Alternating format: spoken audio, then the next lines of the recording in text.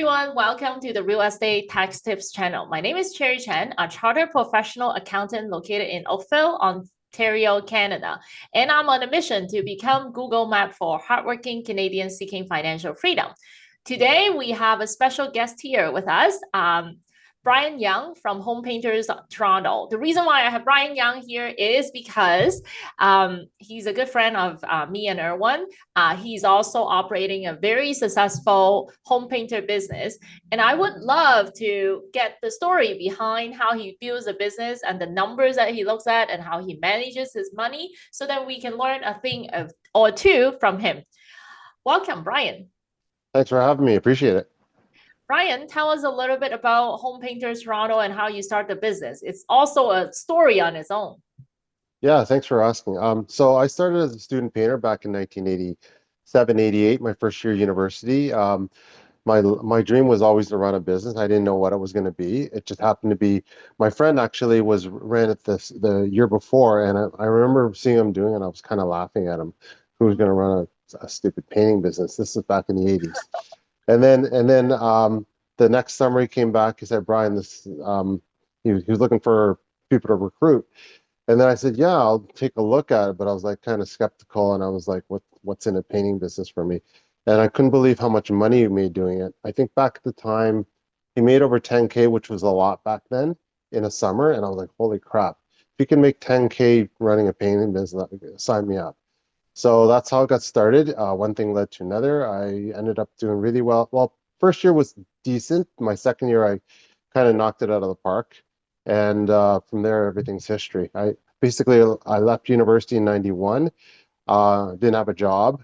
So I just thought, like I said, it was always my dream to run a business, just happened to be painting. And I thought, why not just keep doing the same thing I've been doing, just more of it. That's very interesting. So, I mean, did you finish your university? We all know all these great entrepreneurs out there. They drop out. They intentionally choose to drop out because they're so Yeah. busy running their own business. Well, actually, to be honest, I barely prepped through at the end. I was so into my business in my third year, I believe it was third year.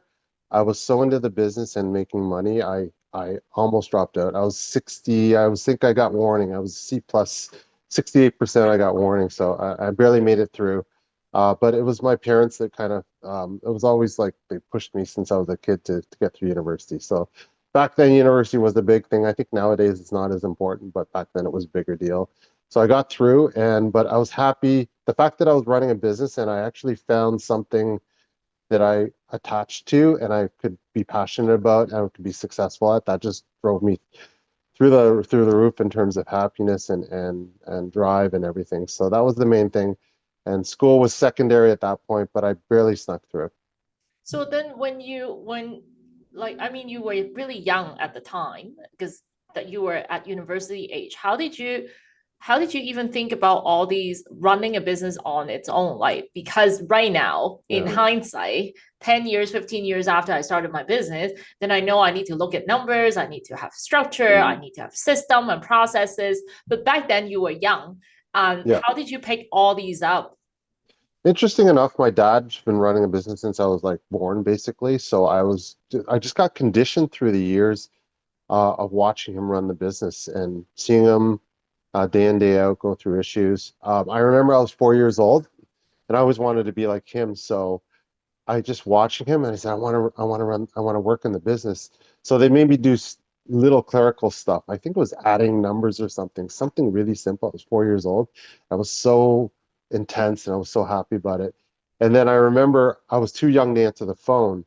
I think it was around 8 or 9 or 10. My voice was too young, but I really wanted to answer the phone. So I think around 10 was when my voice started maturing and they allowed me to answer the phone. And I had the scripts all down because I've been listening to it for the last 10 years Yeah. growing up. So anyway, that's how I got started. And it was always my dream to run a business. I actually wanted to run my dad's business, which was an appliance business back in the day. Yeah. But unfortunately, you know, entrepreneurs are entrepreneurs. They just clash. And unfortunately, I realized it wasn't for me. I had to do my own thing and do my own paths. And so it just happened to be painting. Like I said, it doesn't matter. Not humbly speaking, I think it doesn't matter if it was painting or something else. I would have found a way to make things work. That's all. how driven I was. That's something, in my opinion, you can't really teach. You either have it or you don't in terms of your drive. Drive is something innate, but there are ways to improve upon drive, but I find drive comes really from the core, in my Mm, opinion. Yeah. so, I mean, you were young, you were in university. What's the number one thing, the first step when you start the business? Like is it those one day painting student Yeah. job? Also, you got So their franchise or you got their yeah, right to market that way? yeah. Yeah, so this is the thing. I've been working in fast food before that, McDonald's, pizza, what can't remember, Mother's Pizza, all these companies, and I would have literally have run a fast food company if it wasn't for my painting business because I kind of learn from other people. This is my opinion. Um, I learn from other people and then I just make it better. That's all I've done in my whole life, my whole business. I've basically learned from other people and just made it a little better or the same or better. And I'm always striving to be the best. So it doesn't matter what business. If I would have been working in any business, is my point. I would have learned from that and then just made it better and made it my own. And that would have been the way to success in my view anyway. Absolutely. So, what numbers do you look at before you hire the first person, or you had someone in the first, already knowing that you need some help at the very beginning? You weren't Yeah, doing all the sales, and then you have to do flyers to raise awareness to yeah, the marketing, and then you have to answer the phone, and then you have yeah, to paint. yeah. Well, to be honest, I was a loner. I was a one-man show, and I was really good at being a one-man show. And I resisted hiring people. I was just really, um, I didn't want to delegate. I wanted to do it all myself. I didn't trust anyone. I also didn't want to pay anyone. I was cheap. I wanted to preserve every dollar of my profit margin. So I was like, every dollar I make, I want to keep for myself. But then I realized to scale, I can't keep this up. So I eventually was forced to. First thing I changed was anything was my mindset. I realized, okay, Brian, if I can hire someone to do this job and save myself an hour here, what can I do in that hour to make my business more profitable? And obviously, it's sales at that point. I think it was around under 500,000 for sure. But I was like really, really resisting hiring for first of all, my mindset was off. Yeah. And the other thing is in terms of scaling, I realized that I couldn't get any bigger. I couldn't go above 500,000, let's say, unless I hired someone. So that was the hardest part.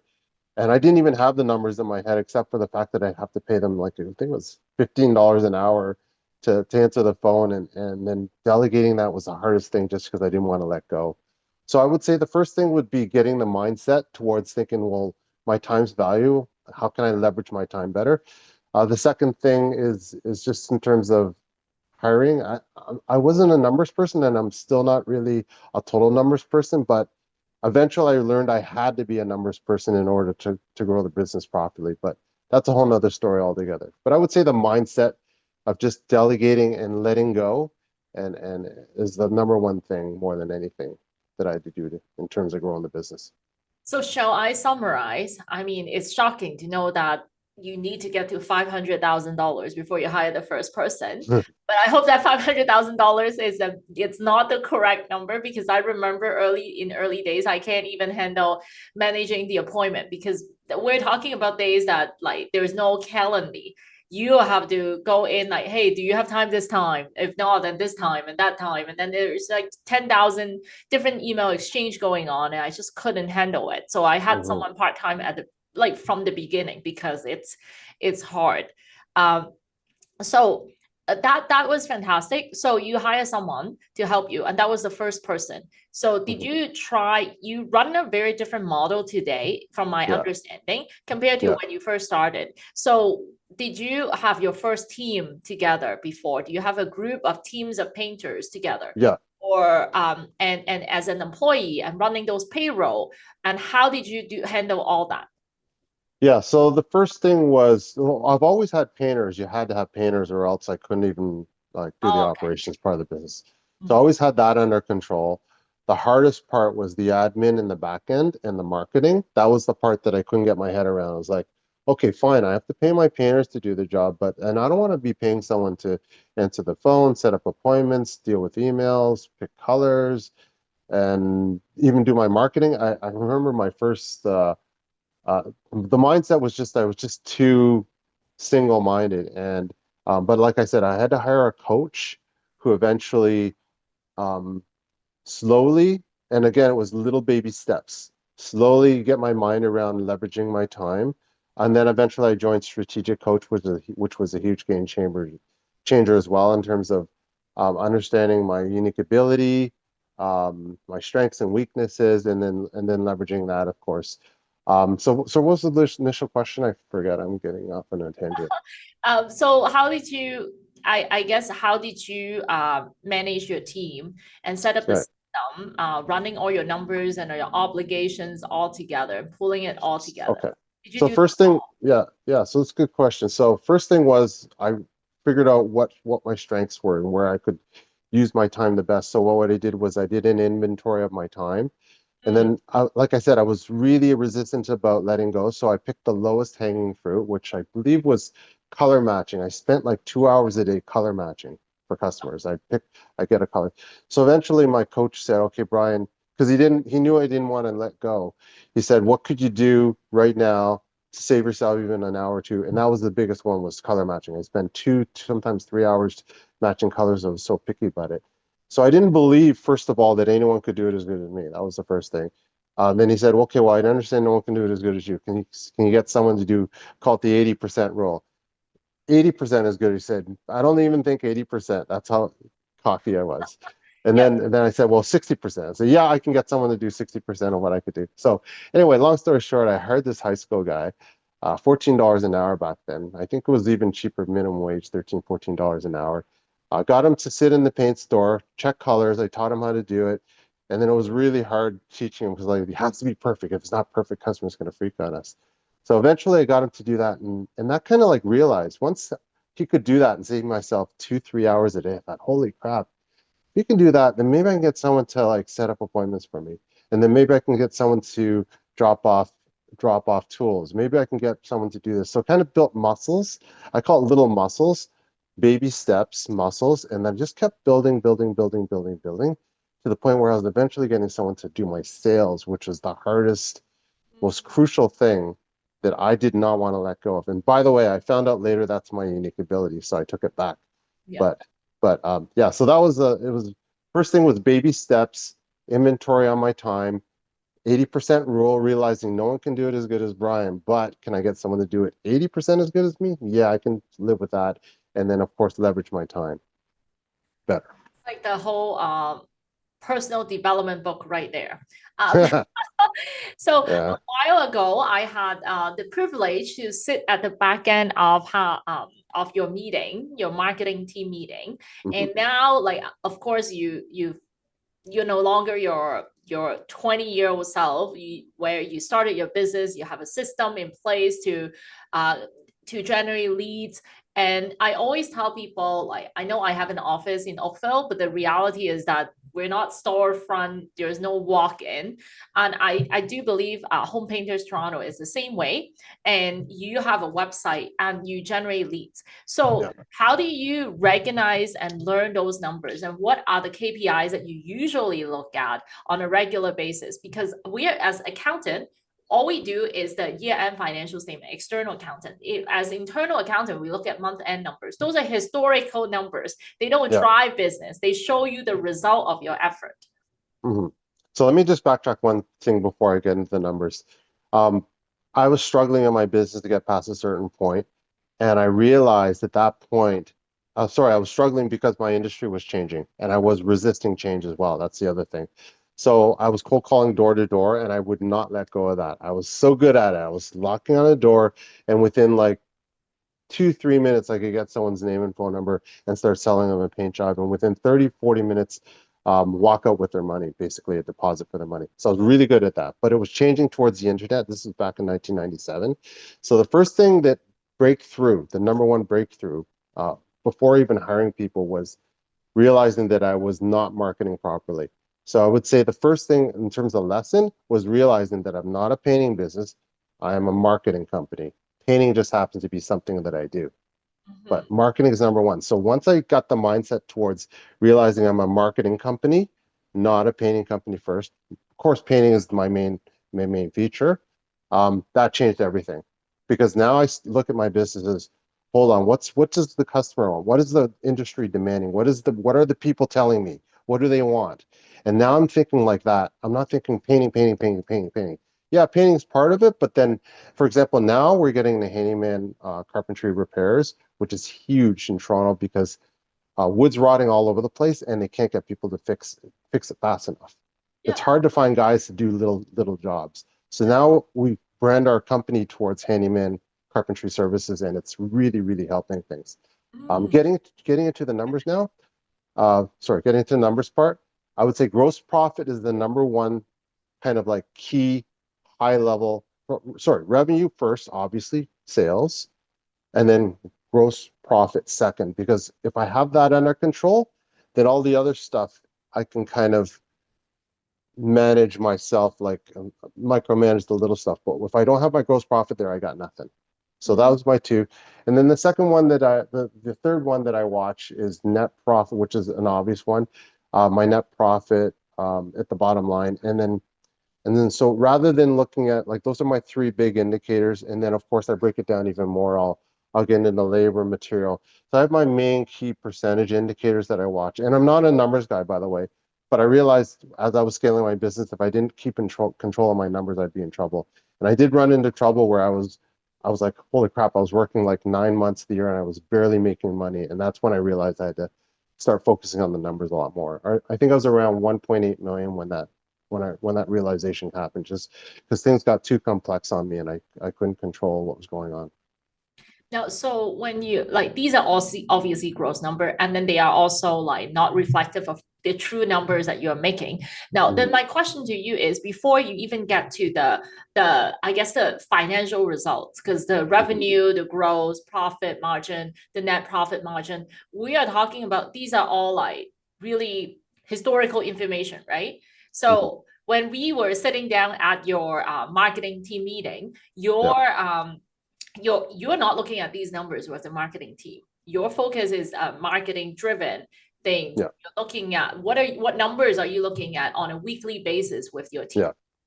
So that's a little more specific. Marketing, I'm looking for number of leads. Mm, I know my closing percentage, so I know first of all there's number of leads, and then how many did I go to appointments. So there's good leads and then there's bad leads. So the bad leads I'll will do email quotes with, but in terms of the good leads, I want to go see. So I want that number to be somewhere between around 25 during my busy season because I know I can close half of them. 50 to 60% is my closing ratio. And I mm, try to keep it, by the way, I try to keep it in that range. And the reason why is because I can only, at the revenue level I'm at, I can only capacity do so many jobs. mm, So I try to keep it in the 50 to 60% range. If it gets too high, like 70, 80%, I start raising my prices because then mm, I just can't keep up with the capacity. So that's the other thing. So number of leads, number of appointments, my closing ratio, I know is between 50, 60. And then of course my gross profit, that's absolutely crucial. If I'm profiting somewhere between 50 and 53, is a good number. 55 is an even better number. But things have been actually, this has been a bad year for me. So I would say it's closer to 50% this year. mm. Yeah, 50% is still awesome number by any standard, just so you know. try to be. And that's amazing. So Yeah, so as far as I know, you run your team on this management system that you meet with them on a regular basis. yeah, When I meet with my clients from time to time, they are often struggle with managing the team. yeah, Actually, earlier on today, I had a conversation with a nonprofit leader, and he's trying to manage a team, and the team is not listening. And yeah, there's no organization of yeah, having that yeah, set meeting and set time or organization to hold each other accountable. So, yeah. what kind of management system are you using? So we use EOS, and by the way, I was terrible at it as well, and I'm still terrible at it, which is great because EOS actually does it for me. So I'm on EOS. I have my main team guy, Emeraldo, who does the main like managing day to day in terms of even running the meetings. So I hate meetings, to be honest with you. I dread them. I I think about it the day before. I'm like, oh my God, I got a meeting coming up. And I don't anyway, so long story short, I hate them. And EOS is amazing because it runs the meeting for me. It's basically we do our quarterlies, our yearly, our level 10, which is every week.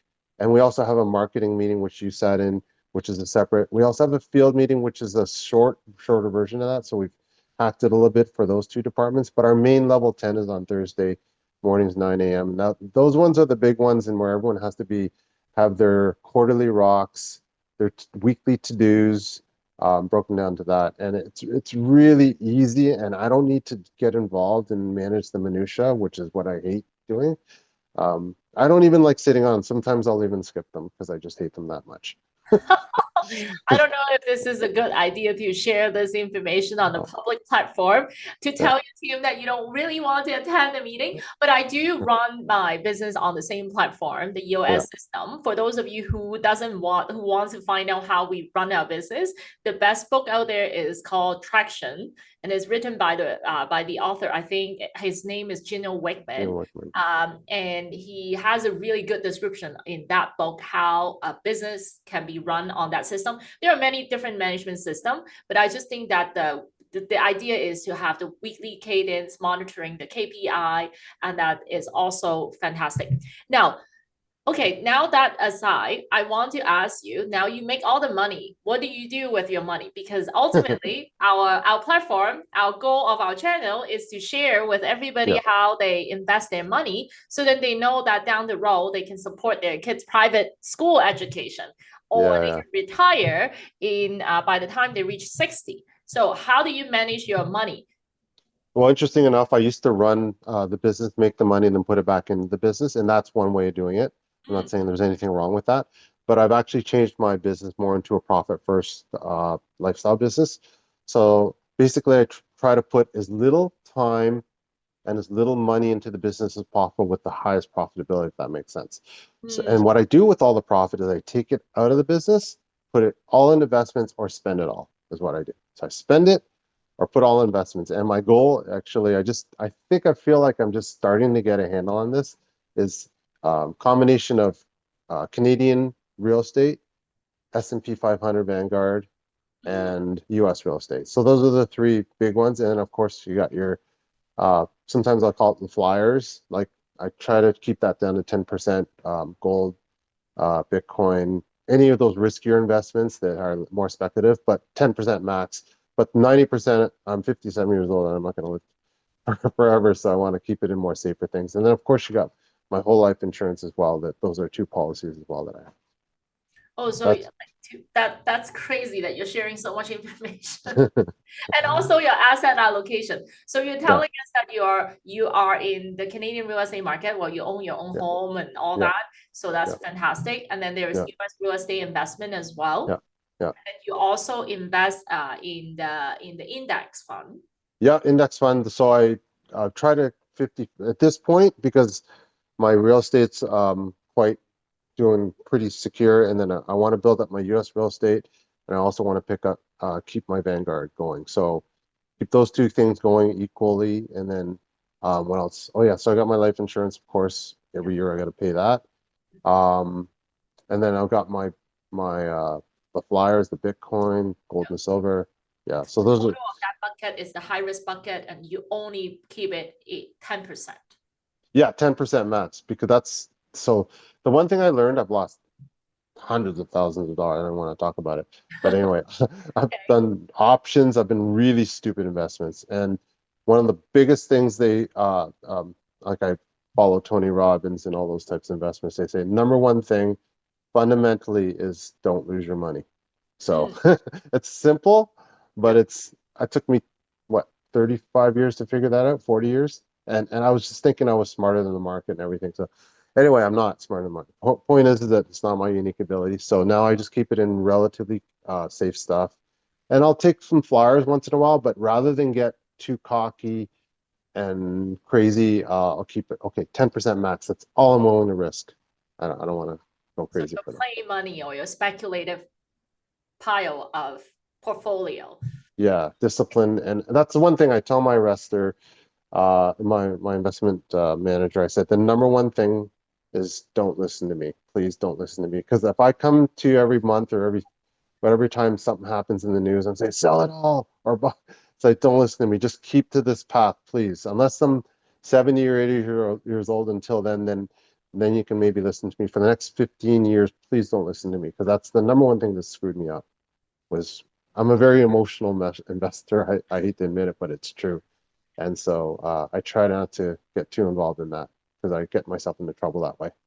So would you mind, like you have been very sharing, would you mind Yeah, sharing what are your percentage in yeah. invested in the real estate versus the market? I'm a little higher in real estate, and the reason why is because I consume these real estate, like my house, obviously, my office, Yeah. my condo up, which is Friday Harbor, which is where Yeah. I have my fun. And and you And get to meet Brian. If for anyone who wants to meet Brian, just go to Friday Harbor. yeah, exactly. And then I got my condo, which I actually ended up buying back from my ex. So that was kind of a forced investment on top of me. And I don't like selling things. So I just buy it and hold. And now I'm just getting to the rental thing in the last 5 years. So that's been really fun. But I'm 57 now. It took me 50 years before I actually started, in my opinion, investing properly. Before I was just kind of like going on emotion, um, taking flyers on stuff, not really being disciplined about it, and just investing it all and thinking I was smarter than the market. So I think in the past 5 years, I've been actually doing pretty good. Just want to That's keep that awesome. going. Yeah, That's awesome. yeah. Like, is it okay if you share with us like how you are uh in terms of discipline? Like, obviously you have your real estate going, you Yep, have your rental income coming in, yep. and then you have your you also have your Life investment insurance. manager, yes, and whole Yeah, life insurance, and then you yeah, also have your play money all yeah, together. How yeah. often do you review the return on these investments on an annual basis or never? You just don't care. Well, before I didn't do it at all, but now with my investment advisor, I just changed investment advisors in the last quarter actually. They're going to be doing it with me every quarter. But the key for me is I'm going to let them do their job for the most part. I mean, yeah, I'll check in, but I just don't want to be making these decisions. Like I'm a more of a buy and hold type of person. And then yeah, I'll play with my 10% and do some stupid things, but the point is for my 90%, I want that to be more safe Yeah. and more smart, more diligent thinking than just going off of the next best thing, kind of thing. And for percentage wise, I haven't really broken it down. They have, but I haven't. But if I had to guess, it's somewhere between 60% real estate, 30% um, uh, like the market, stocks and bonds, mutual funds, and then 10% is the stuff I'm risking, somewhere in that range. I'm a Awesome. little higher in real estate. The key is to diversify for sure. So Yeah. like you're already diversified, which is amazing. Yeah. And I think a lot of investors out there are not diversifying and they're overly heavy on real estate, at least among my clientele, because that's what we do. That's how Yeah. we target our audience. But absolutely, I think diversifying is the key. Yeah. Yeah. Definitely. Yeah. Yeah. Whatever works for someone's risk portfolio, everyone's different. Yeah. But for me, and the other thing, and I know that probably a lot of your clients don't abide by this, but I got hurt by debt a long time ago. I was leveraging margin, and which is very risky on Mm, options. So I got hurt back in the 2001 crash, mm, and since then I said I'm never gonna leverage again. Okay, and it took about 20 years before I changed that stance towards realizing, okay, I don't have to leverage, but it's a smart investing is good, is using leverage properly to my advantage because I have almost zero debt. mm. So now I'm starting to slowly lighten up on that. I'm saying, yeah, I'm okay with taking a little bit of risk or a little bit of leverage as long as it's smart, intentional leverage, not like, oh, I need the money or else I can't pay the mortgage or anything like that. So now it's more intentional and more kind of like planned leverage, as opposed to just trying to hit a home run and do stupid stuff with leverage. Because I got burned, like I said, and I thought I would never leverage again, but I'm starting to change that stance a little, just because realizing that leverage is very powerful and it's just smart investing if you do it properly. 100%, 100%. Like I just did an analysis for my good friend and a client that whether she should invest in certain funds, and I said like the scenario under the leverage scenario is always way better. So then the question is whether you would be comfortable carrying those interests. Is there enough cash flow and all these things? So leverage on paper is always perfect, and then but when it comes down to like actually executing it, it's the personal risk tolerance too. Totally. Yeah, exactly. And Yeah. everyone's different. I'm at 57, so I don't want to be doing stupid things, but if it's smart, intentional, strategized, then yeah, for sure. Let's take a look at it. Well, listen, Brian, that was amazing, and there's a lot of candid sharing, and I really appreciate that. I think we can go on and on. I wanted to share that one last bit about Brian. Um, I felt like I bonded with Brian over the way that he approached people. I'm always about like getting stuff done, and then so every time I see someone and normal human behavior would say, "Hey, how's it going?" and do small talk. But then with Brian, I share this commonality with Brian. Every time I see someone, instead of saying, "Hi, how are you doing?" start the small talk, Brian always goes straight to business. So what are we doing? What's the next step? So it's an interesting dynamic that we share in common because that's how I see the world as well. But it's, yeah, little story about Brian. Mhm. Yeah, actually, I'm trying to get better at that, especially with my customers and that. But like try to start, oh, it's a nice day out. Okay, but anyway, let's talk about your house. Just to make it a little more, what's the word? Yeah. So, Comfortable. oh Yeah, yeah, for yeah, sure. I thought you're really good at sales. So there yeah, must be yeah, something that you do. yeah, exactly. So, but like I said, I mean, it's something I'm working on. So, yeah, building So rapport. listen, Brian, thank you so much No for problem. spending your time with us.